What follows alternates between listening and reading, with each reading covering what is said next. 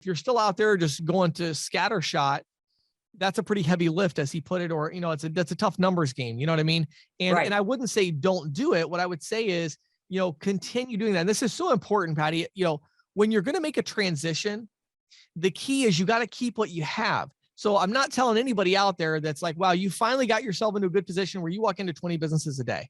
I'm not saying stop doing that and let's do something else. No, you need to start walking into 16 businesses a day. Right. And then spend some significant portion of your day, or maybe you can still walk into 20 and do this, but then spend another portion of your day saying, okay, what's one vertical I really want to go after? And then find that solution that is so easy to sell to that vertical, that is so smooth and so slick, and there's so little friction, and all the features are there. And get your demo unit, invest in yourself, invest in your business, get the demo unit, play with it, understand it. Make sure you have a good agent agreement. One thing that terrifies me, Patty, about this transition we're going through right now is how many agents I talk to that are like, oh yeah, I started selling for this technology company or that technology company, I'm getting residual. Well, did you look at the agreement?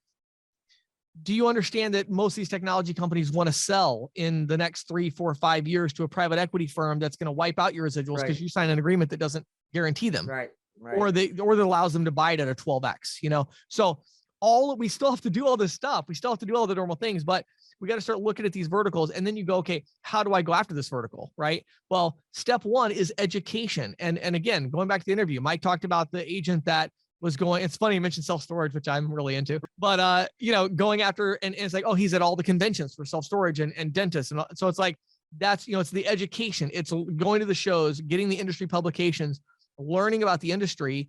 And then it's understanding your solutions. What can you offer? Right.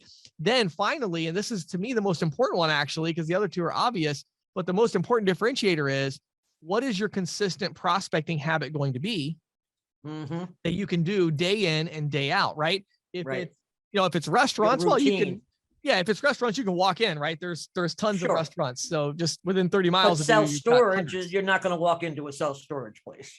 Exactly. Self-storage, we do very different kinds of prospecting for that. Right.